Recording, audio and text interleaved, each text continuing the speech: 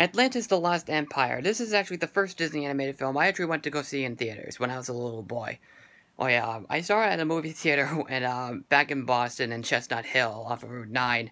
Oh, it was a showcase theater before I think they moved it or renovated it. I don't know what happened, but I haven't been in that area for years. Uh, but what do you call it? This is actually the first Disney animated film. Aside from The Rescuers Down Under and The Black Cauldron, this is actually the one that started the declining of box office numbers for hand-drawn animated films. Not just from Disney, but other studios like Warner Brothers, Paramount, the whole bunch. Because Pixar Animation and DreamWorks are basically making the big bucks, like Shrek, Finding Nemo, and The Incredibles, and Monsters, Inc. Like, you know, those movies. So, this is basically one of the first ones out there. This film also got mad mixed reviews. Or like, half of the people really liked it, or then half, like, from audiences and the critics. It's almost like that people didn't really care for it that much. Honestly, I personally love this movie, and I really mean it in all the best ways. Well, the story opens up with the sinking of the entire city of Atlantis, which is the way they did it. It's actually really cool. Sad, but really cool. But years go by into 1914, same year as the Aristocats. But it actually opens up as well in Washington D.C. at the Smithsonian Museum, where our main character Milo Thatch, played by Michael J. Fox, is basically trying to prepare for a meeting, so that way he can make a fund to search for Atlantis. But his boss, played by David Auchenstiers, of course rejects his thing, and because he thinks that he's crazy, just like his grandfather.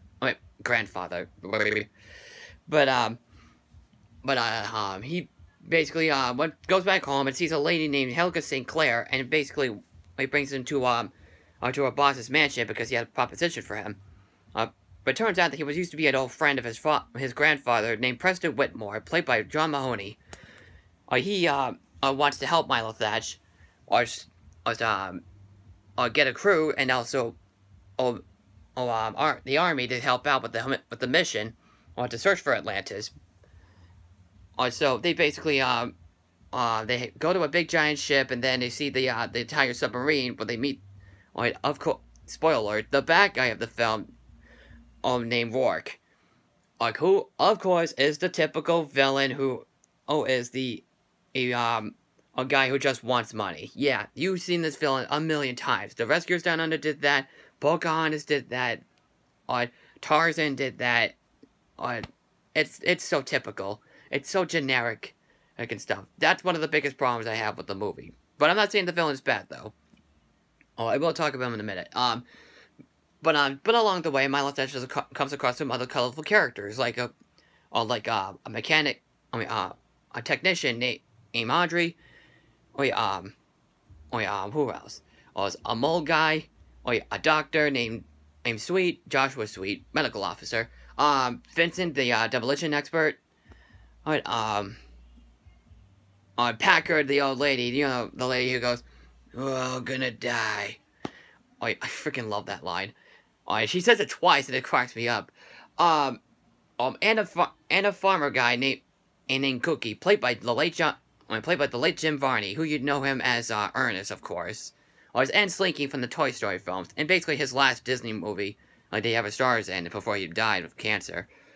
But they set up to find Atlantis, and then they come across some big obstacles and stuff, and then they actually come across the actual city. Where they meet the princess there, named Kita, voiced by Cree Summer, aka Elmira Duff from Tiny Toons, Penny Gadget from the original Inspector Gadget cartoon, on a number 5 from Codename Kids Next Door.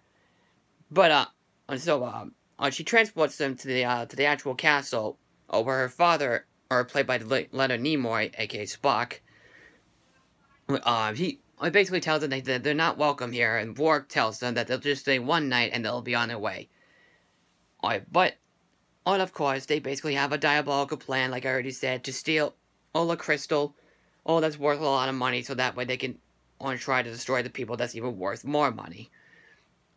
Yeah, it's basically the same kind of plot that we've seen before, but I'm not saying it's done bad. It actually is written very well.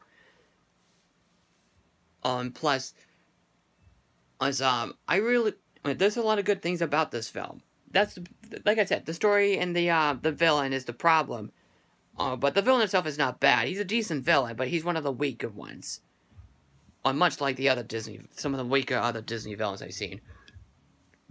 But honest to God, I love all the other characters. I love Milo Thatch. I love Preston Whitmore.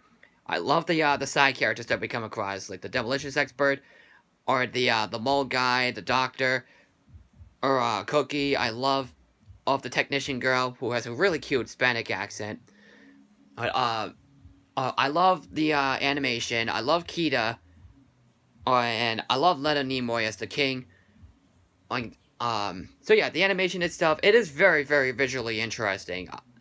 Like, the backgrounds are incredible, the entire city is incredible, I love the character animation and the designs. And this is basically the third film that the directors of Beauty and the Beast and The Hunchback of Notre Dame did. And basically their last film to do from Disney Animation. Since this film didn't do that great. But, I also really like the climax of the film. There's a lot of really good jokes in this movie. I don't know if I can consider it as one of the funniest Disney films. Well, maybe I can, actually, because the characters are so enjoyable. Maybe I can.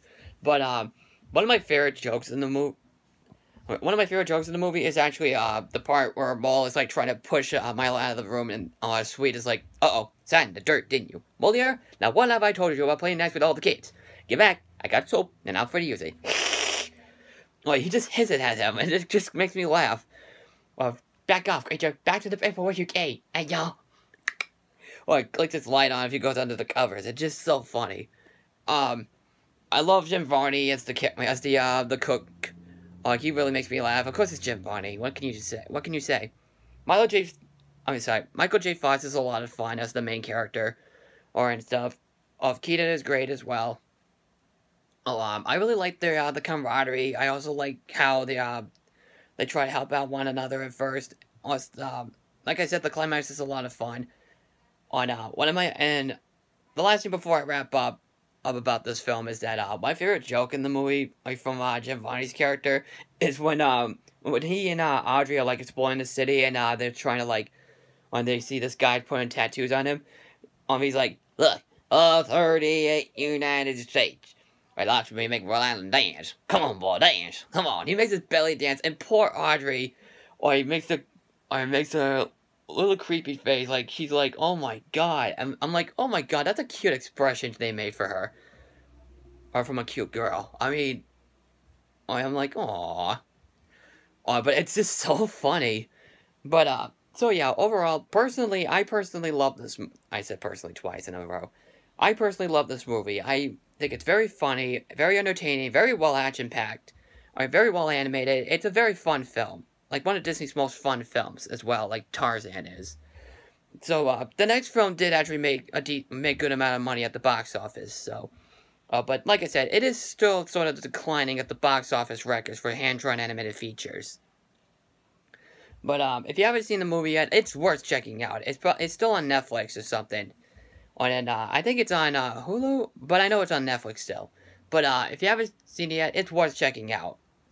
Also, what did you think about it? Just comment below, click like in the video, follow me on Twitter and Facebook, don't forget to subscribe, like and share the video, and I will see you in the next video on the Bostonian Critic. I'm signing out, take care.